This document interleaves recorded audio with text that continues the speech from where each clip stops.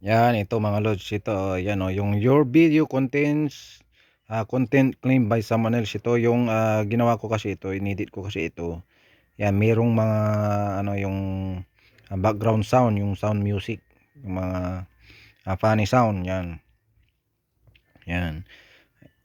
Siguro yun yung ano niya na ang alam ko na ah, may kasamang content na kini-claim. Yan, ito mga lods. Oh.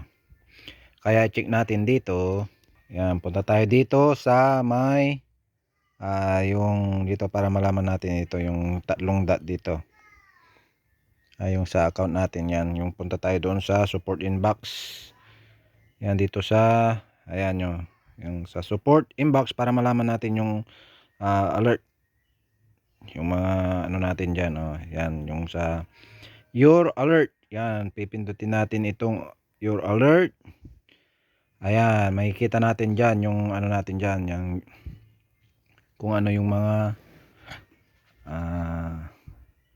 message sa atin ni Facebook. Yan, your video funny video monetary connection is yung merong alert siya. So kiklik natin yan. Ayan, tapos click natin yung see details. Ayan, this video is sharing ad revenue, sabi niya. So yung sa sinama natin ng mga background music, background sounds, yan meron silang hindi naman siya totally na violation. Pinapaalam lang ni Facebook na merong kang ano yung mga background music na nilagay is merong share ad revenue, sabi niya. You are only sharing ad revenue on this video, sabi niya. It does not affect your page or the ability to monetize, sabi niya. Ang ano lang dyan is meron, kumbaga may share yan doon sa may-ari ng background music.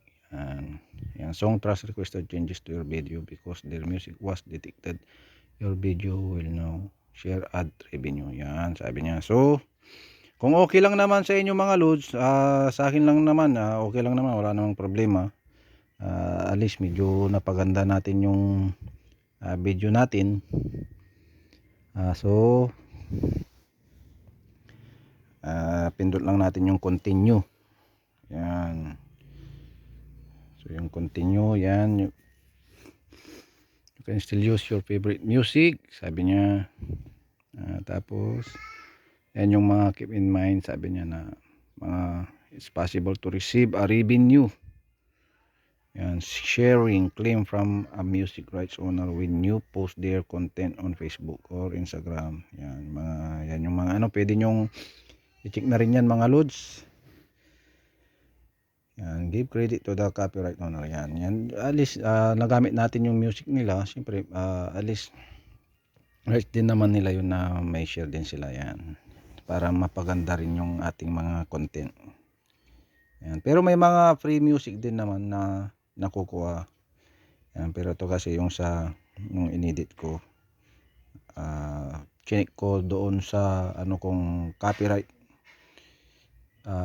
ano pinachinik ko is copyright pass, sabi na naman, pero meron pa ring content na detect na nag-claim sa music. So i-continue na lang natin ito mga lods. Yan, so continue. Yan, mamimili na lang, depende sa inyong ano, sa gusto nyo. Kung accept the revenue share, you will continue to keep a portion of ad revenue and your video is still monetizing, sabi naman niya. Kung marami namang views, di bakit naman hindi, okay lang naman yan. Yan, submit dispute, you believe you own the rights. Yan, hindi naman natin yan, ano na yan. Remove video, kung gusto mong i-remove yung videos. Yan, pag aalisin mo yung video, tapos edit mo na lang yan na wala ng mga background music. So piliin na lang natin dito mga loads yung accept na lang, okay lang yan. Kung pamparami naman ng views, di mas maganda. Yan, Accept na lang natin mga lods. Yan, so continue. Yan. Tapos accept na lang yan. Yan, yung accepted the video updates, ad revenue sharing will continue to apply to your video. Yan mga lods. Learn more about ad revenue sharing by visiting the business help center. Yan. So close na natin yan. Okay na. So titingnan natin ulit kung ano yung update mga lods. Yan. So sabi niya is updates accepted. Yan. Ad revenue sharing will continue to be applied to your video. Yan. Okay. Yan. Thank you mga lods. Sa mga hindi pa nakapag support sa atin, nakapag-follow, please follow and like na rin and support. Yan. Maraming salamat. At sana ay meron po kayong natutunan ngayong sa aking video today. Yan. Thank you very much. Bye bye.